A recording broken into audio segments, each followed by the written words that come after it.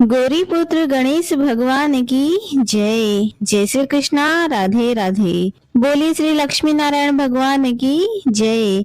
सावर्णी मुनि की पुत्री तुलसी अपूर्व सुंदरी थी। उनकी इच्छा थी कि उनका विवाह भगवान नारायण के साथ हो, इसीलिए उन्होंने नारायण पर्वत की घाटी में स्थित बद्री वन में घोर तपस्या की। दीर्घ काल तक तपस्या के उपरांत ब्रह्मा जी ने प्रसन्न होकर दर्शन दिया और वर मांगने को कहा।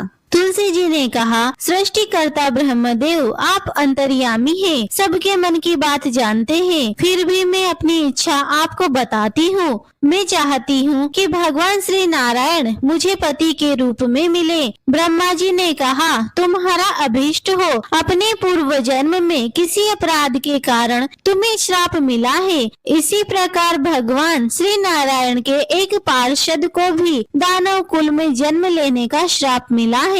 दानव कुल में जन्म लेने के बाद भी उसमें नारायण का अंश विद्यमान रहेगा। इसीलिए इस जन्म में पूर्व जन्म के पाप के शमन के लिए संपूर्ण नारायण तो नहीं, नारायण के अंश से युक्त दानव कुल में जन्मे उस श्रापग्रस्त पार्षद से तुम्हारा विवाह होगा। श्राप से मुक्त होने पर भगवान श्री नारायण सदा सर्वदा के लिए तुम्हारे पति हो जाएंगे। तुलसी जी ने ब्रह्मा जी के इस वर को स्वीकार किया, क्योंकि मानव कुल में जन्म लेने के कारण उसे मायावी भोग तो भोगना ही था। तुलसी बद्री वन में रहने लगी। नारायण का वह पार्षद दानव कुल में शंखचूर्ण के नाम से पैदा हुआ। कुछ दिनों के बाद वह भ्रमण करता हुआ बद्री वन में आया। यहाँ तुलसी को देखते ही उस पर मुग्ध हो गया। तुलसी जी के सामने उसने अपने साथ विवाह करने का प्रस्ताव रखा। इतने में ही वहाँ ब्रह्मा जी आ गए और तुलसी जी से कहा,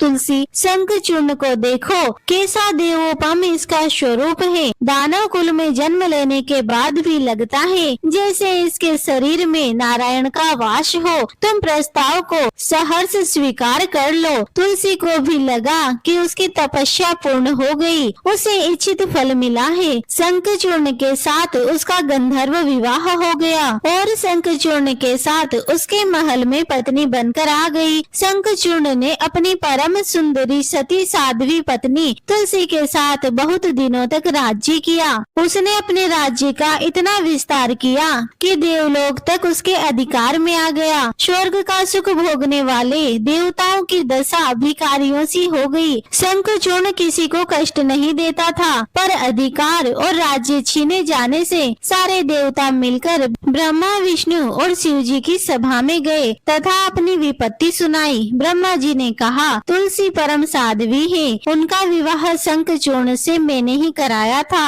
शंखचूर्ण को तब तक नहीं हराया या मारा जा सकता जब तक तुलसी को ना चला जाए। विष्णु जी ने कहा, शंखचूर्ण पूर्व जन्म में मेरा पार्षद था। श्राप के कारण उसे दैत्य कुल में जन्म लेना पड़ा। इस जन्म में भी मेरा अंश उसमें व्याप्त है। साथ ही तुलसी के पतिव्रत धर्म से वह अजय है। फिर देवताओं की सहमति से भगवान शिव ने शंखचूर्ण के पास संदेश भेजा कि या तो वह देवताओं का राज्य लौटा दे या फिर उनसे युद्ध करे। शंखचूर्ण भगवान शिव के पास पहुंचा। उसने कहा, देवादिदेव, आपके लिए देवताओं का पक्ष लेना उचित नहीं है। राज्य बढ़ाना हर राजा का कर्तव्य है। मैं किसी को दुखी नहीं कर रहा हूँ। देवताओं से कहिए वे मेरी प्रजा होकर रहे। मैंने आपका कोई भी अपकार नहीं किया है। हमारा आपका युद्ध शोभा नहीं देता। अगर आप हार गए तो बड़ी लज्जा की बात होगी। मैं हार गया तो आपकी कीर्ति बहुत अधिक नहीं बढ़ेगी। भगवान शंकर हंसने लगे। वे तो सब रहस्य समझते थे। तुलसी और शंखचूर्ण के पूर्व जन्म के श्राप की अवधि लगभग पूरी हो गई थी। शिव जी बोले, इसमें कीर्ति और लज्जा की बात नहीं है। तुम देवों का राज्य लौटाकर उन्हें उनके पद पर प्रतिष्ठित होने दो। युद्ध से बचने का यही एक उपाय है। शंखचूर्ण ने कहा, मैंने युद्ध के बल से देवलोक को जीता है। कोई उसे युद्ध के द्वारा ही वापस ले सकता है।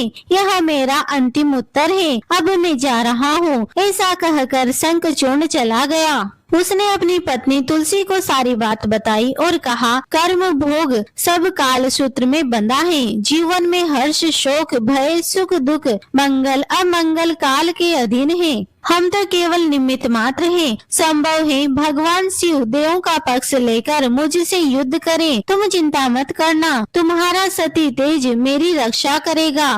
दूसरे दिन भगवान शंकर के नेतृत्व में देव ने युद्ध छेड़ दिया। शंखचूर्ण ने भीषण बाणों की वर्षा कर उनका वेग रोका। उसके प्रभाव से देवता डगमगाने लगे। उसने दानवी शक्ति का प्रयोग करके मायावी युद्ध आरंभ किया। युद्ध स्थल पर वह किसी को दिखाई नहीं देता था, पर उसके अस्त्र शस्त्र प्रहार कर देवों को घायल कर रहे थे।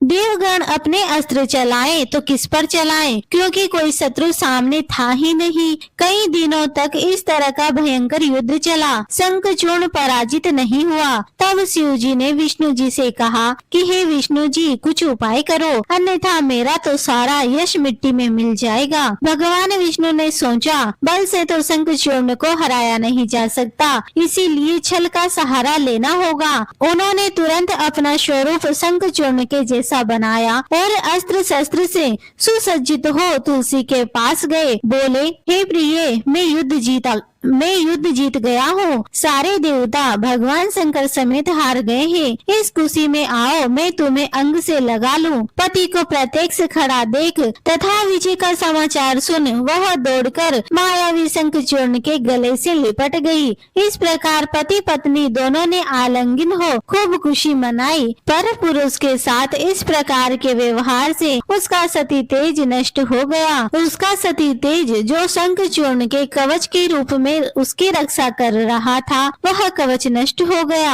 शंखचूर्ण शक्तिहीन हो गया। यह जानते ही भगवान शंकर ने अपने त्रिशूल से प्रहार किया। त्रिशूल के लगते ही शंखचूर्ण जलकर भस्म हो गया। शंखचूर्ण की मृत्यु को जानकर विष्णु जी अपने असली रूप में आ गए। सामने अपने पति शंखचूर्ण के स्थान पर भगवान विष्णु को खड़ा देख तुलसी बहुत विस्मित हुई। उनको पता लग गया कि स्वयं नारायण ने उनके साथ छल किया है। क्रोध में आकर तुलसी जी ने भगवान विष्णु को श्राप दिया कि एक सती स्त्री का सतीत्व भंग करने के अपराध में तुम हृदयहीन पत्थर हो जाओ। विष्णु ने तुलसी के श्राप को सिरोधार्य कर कहा, हे देवी, तुम्हारे तथा शंखचूर्ण के कल्याण के लिए मुझे ऐसा करना पड़ा। तुम दोनों को श्राप मुक्त करना था। तुम भी अब शरीर त्याग कर तुलसी बिरवा के रूप में जन्म लोगी और मेरी पूजा तुलसी दल से होगी। मैं शालिग्राम पत्थर बनूंगा। मेरे शीश पर तुम आदर से विराजमान होगी। तुम्हारे पति की हड्डियों के चूर्ण से शंख की उत्पत्ति होगी।